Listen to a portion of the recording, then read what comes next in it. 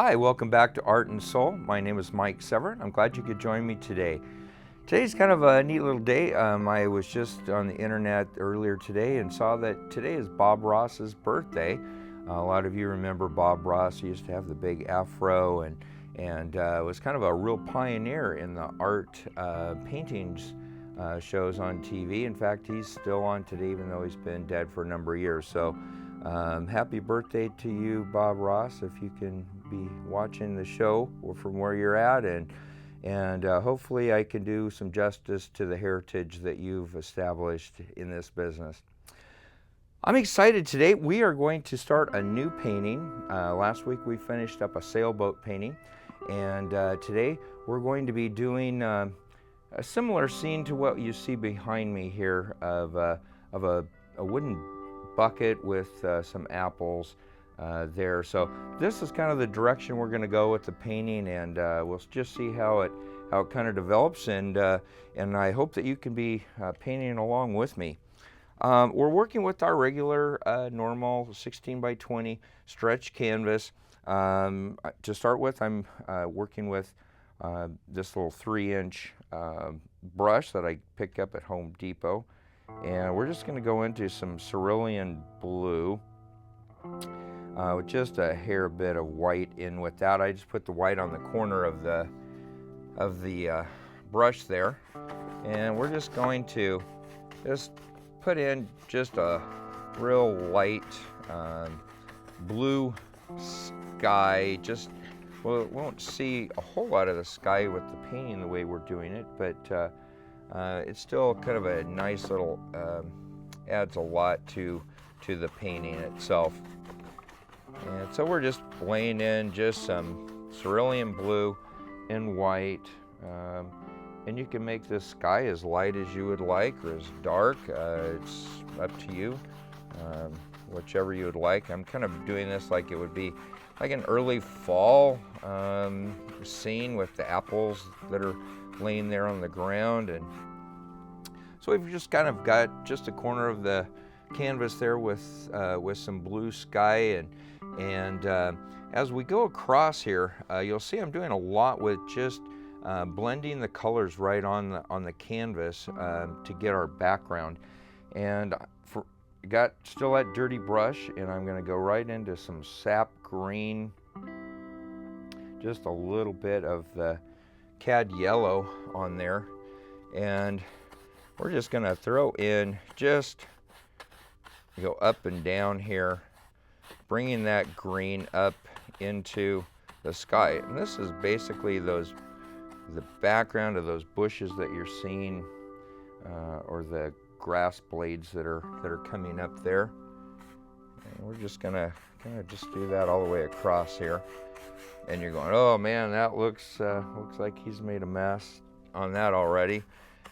I think you'll see it's pretty simple to do here, and you just have to just kind of go with it and trust it.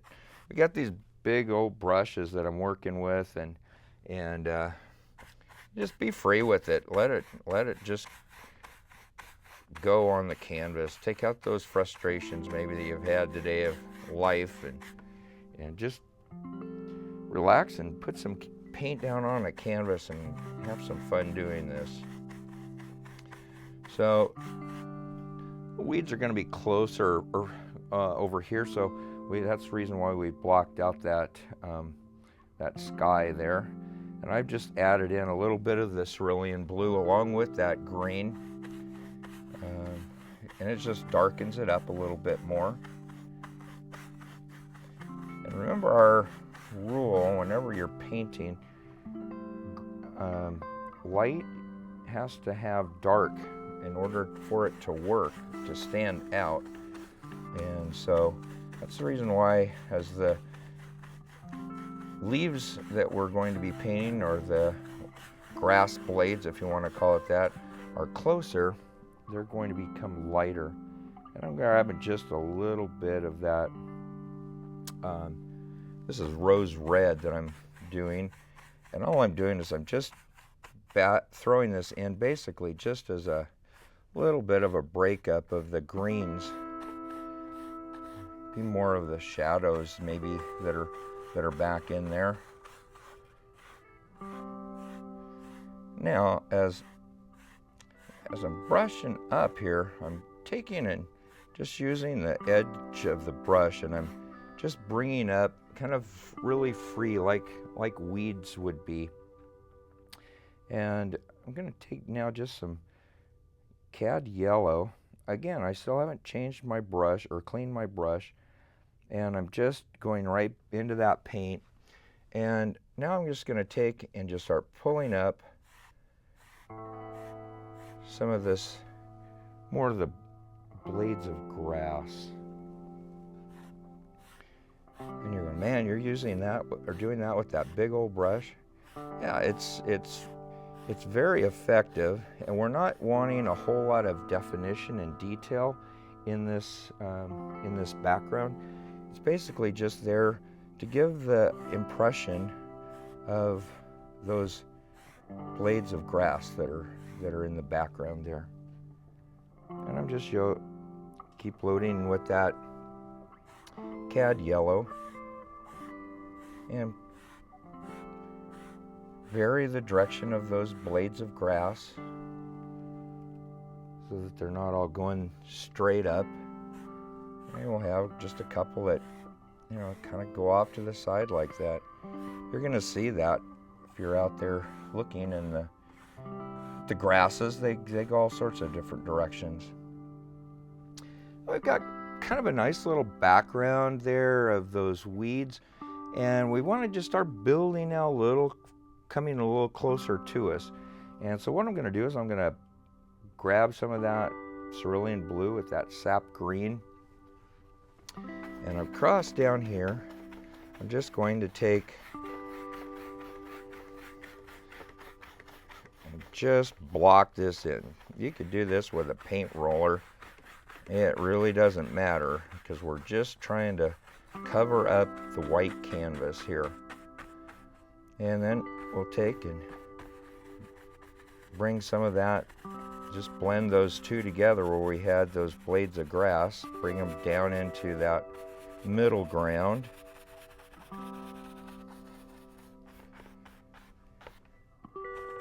Something about like that. That's a good start. If you notice, that background is very muted. It's like it's far back, and you just don't see any detail. And that's what we're wanting. We'll start developing the details with the smaller brushes once we get farther into the painting. And now I want to take and just go straight into that cad yellow. Again, I'm still working with the same dirty brush that I did. And all we're doing here is I'm just coming across the painting, and I'm just pushing in with the bristles and then lifting up. Pushing in and lifting up. Letting the bristles spring up, and by doing that, it gives that impression of those grass blades that are there. And you can do the same thing, going the other direction if you'd like.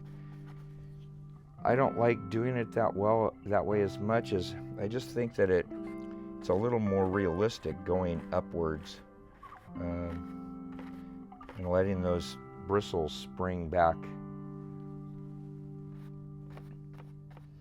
We're not too worried about over here on this side, because that's where our bucket's going to be.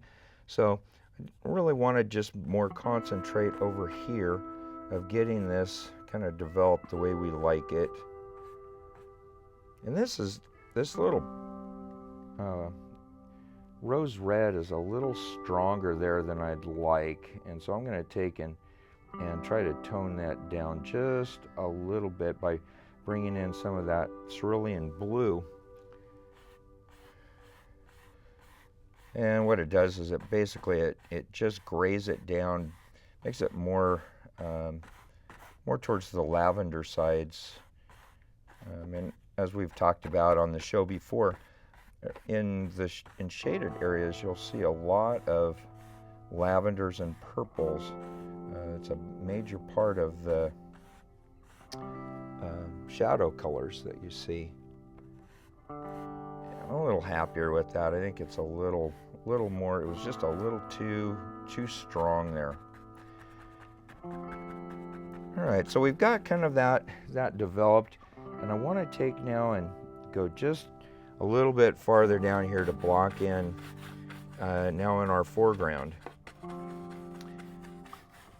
Just get this finished up here, and all we're trying to do at this point in the painting, this is what they call underpainting, and it's just the process that you go through of building the layers upon layers upon layers to get to the finished product.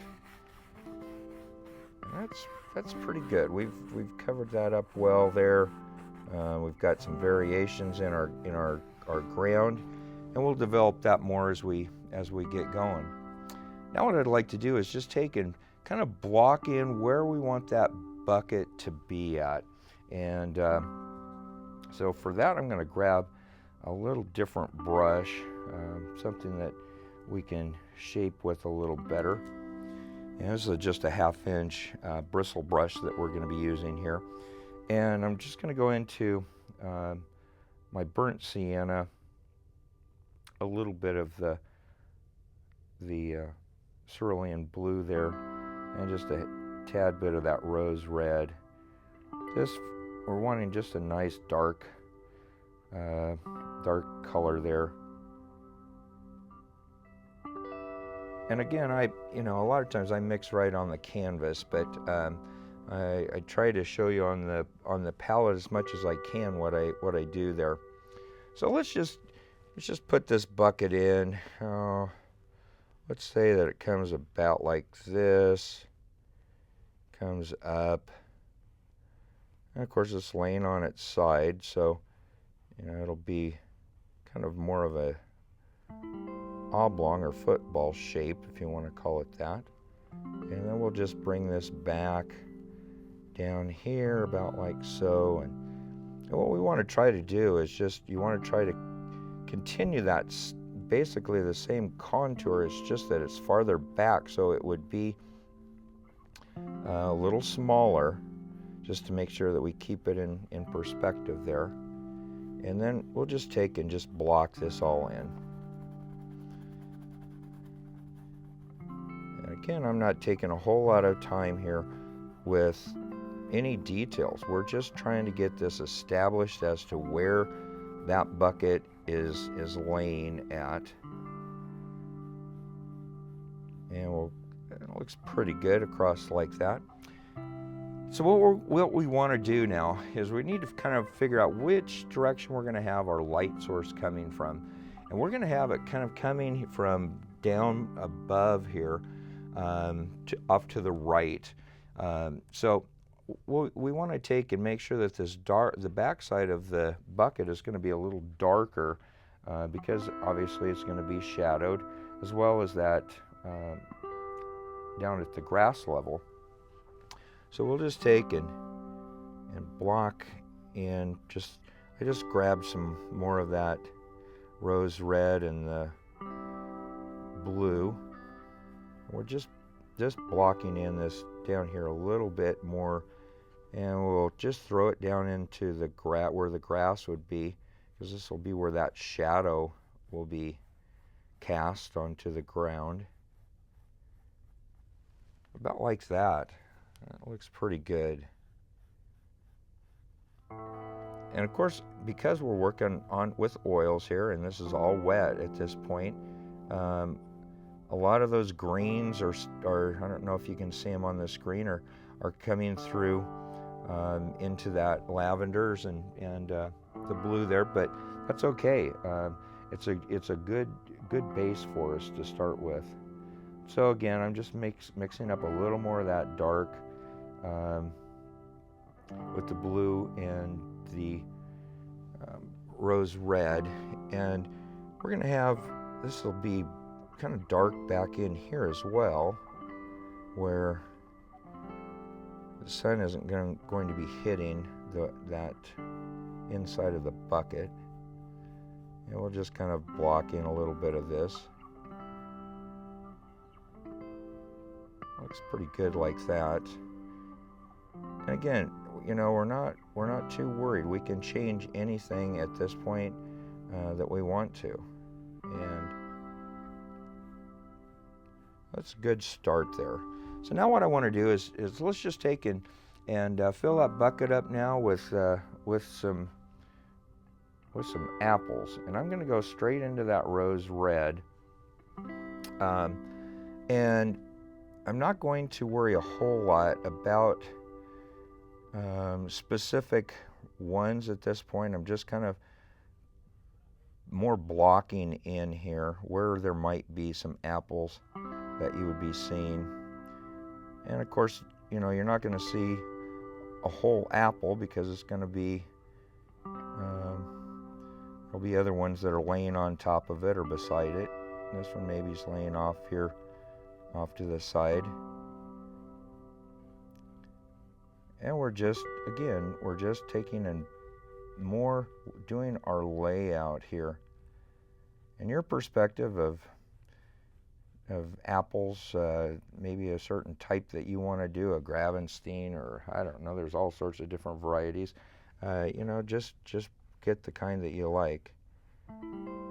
I started this last month in a book club, and it was the first time I actually had gone to the meeting, and I read this book that everyone else read, and we get to the meeting, and there's probably 15 women or so and one other gentleman and myself, and they started going around the room having people give their perception of the book and their thoughts, and as each person was going around, I was like, wow, I did not get that out of that book at all. And it just one by one, each person had a different take on that book. And it really surprised me. Here we had read the exact same book, but how that everyone's perception was different. And I went home and I started thinking about it. And, you know, it's because each of our life experiences are different, and our perception of life and everything we do is based on our background and what's happened in our lives. And I think that, you know, it's like that with the painting. You know, your perspective of something, your perception of what a beautiful apple is, you know, based on when you were growing up and what you experienced, or maybe the kind of apples that Grandpa grew in his orchard, or whatever it might be. That's the fun part of life, is that we've all got different experiences that we draw on. So as we were talking there, I just kind of darkened up with that purple or that lavender that we had mixed up there on the darker side of the apples. What I'd like to do is take and get a little bit more, starting to define finding of that bucket itself. And so I'm just going to take and clean my brush up here really quick. And you know, there's different kinds of buckets. I'm doing a wooden bucket at this point, but it's, you know, maybe you want an old metal one, or when I was a kid, we used to have a pear orchard, and we used to have these bags that went over your shoulders. They were strapped on you, and that's how you picked the pears. And they do the same with the apples as well. So I'm going straight now into some yellow ochre after I cleaned my brush, and I really didn't do a whole lot of cleaning on it. I just got basically the main out of it. And this up here on the top, again, is going to be where the sun's going to be hitting. So we're just going to take and just bring in some of that yellow ochre in, and I'm doing it in the shape of what those slats on that wood bucket might be.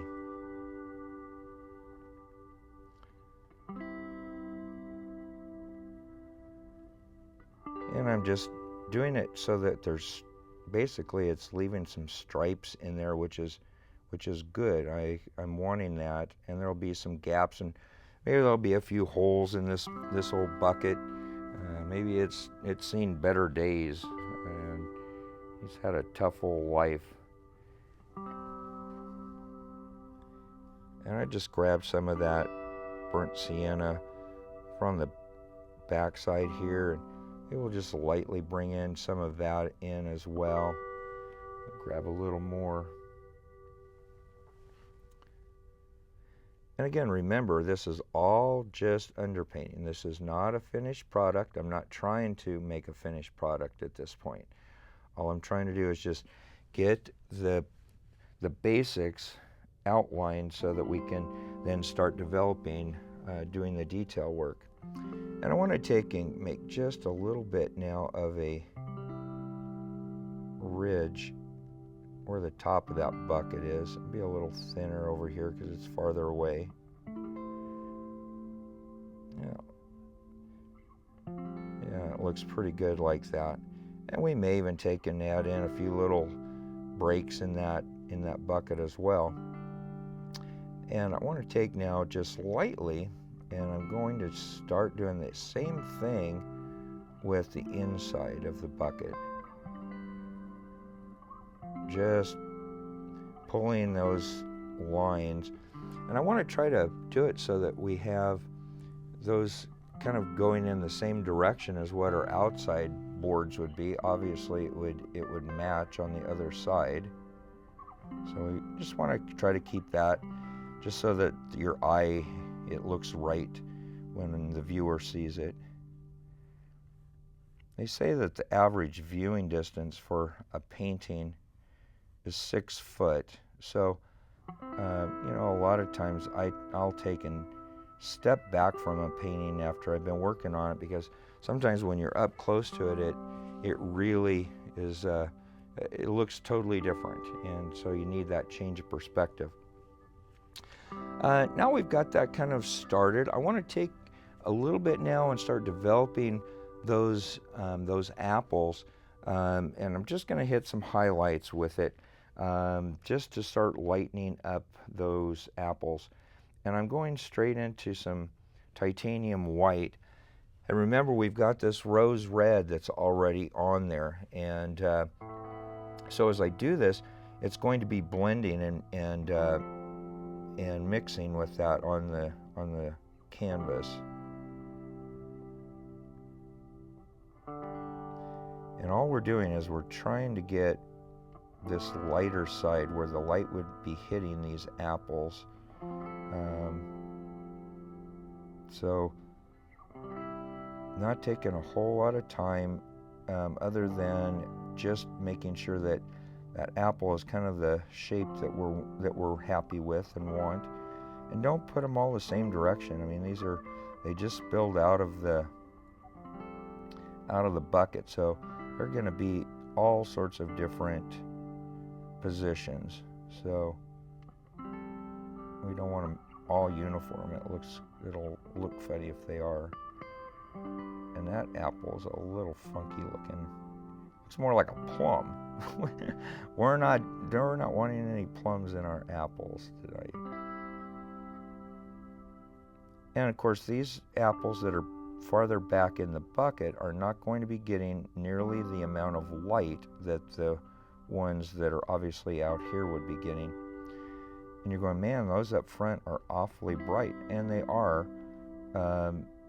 But we'll take and blend that out a little bit and darken them up so that they don't pop out quite as strong as what they do there. And you'll see as we start working on these next week, we'll start incorporating in some other colors into those apples as well, just to start developing them and making them look a little more apple-ish, if you want to call it that. Well, it looks pretty good. Pretty good start on our little apple scene. I think really quickly I'm going to just take and pull in a little bit of some weeds that are coming up there right at the back of the bucket, and I'm using that same brush that I had before, and I'm not going to do a whole lot with this, but because we're not finished with our bucket, and we want to make sure that we get our bucket finished before we start doing a whole lot. But I just wanted to get a little bit of color in here, because a lot of this down here is going to be covered up with those weeds that are coming up. Well, as usual, we are almost out of time, and so we've got a good start on this. I'm real happy with the way it's developing, and I hope you'll be painting along with me on this one. This will be a fun one to have, and you can put this up in your house or give it away at Christmas, whatever you want to do. I had an opportunity this week to spend some time with a really dear friend of mine, and we were going through some photo albums that she had. Her mom recently passed away, and we were just going through these photo albums from the time that they were young and together, her and her husband, through all of the years up until her death here a few weeks ago. And it was interesting to see how beautiful they were when they were young, and yet in their old age they were still cute. And yes, their looks had changed, and like all of us, our looks will fade away with time, but the love and the bond that they had between them was phenomenal, and it was fun to watch them interact with each other. They were still very much in love, and yes, they would bicker back and forth, but it was fun to look at those albums and to see the joy in their faces.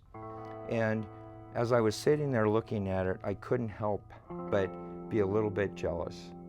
You know, some of us, I don't know about you, but for myself, you know, I'm single, and I miss those times where I could go to a spouse or a loved one and share the activities that had gone on that day, the excitement. Right now I'm in the middle of some exciting things, but some very scary things, and I would love to have somebody in my life that I could go to and share those things with and have that excitement with, and get the input and the back, the input from them as to what their thoughts are on it. But you know, we all have that. But you know who I have? I have God. And I know this isn't a religious show, and I've said that before, but He is my rock. He's the one that I go to when I need somebody to talk to, need somebody to give me advice, give me information, give me suggestions, prompt me. And He's there with me all the time. It's not like a spouse that's there only part of the time. He's there with me all the time. He can be there for you too. So if today you're feeling kind of lonely, kind of down, kind of depressed, wish that there was somebody you could talk to, you can always talk to Him. I'm here if you want to talk to me as well. At the end of the show, you'll see some credits that'll come across that'll give my email address and my Facebook account. I would love to hear from you. If you're going through a struggle in your life and need somebody to talk to, want some advice on painting, what I use for equipment or materials or brushes or paints, I'm here. I want to help you. Until next week, have a great week. Be creative. Find something that makes you happy in your life. CJ, I love you.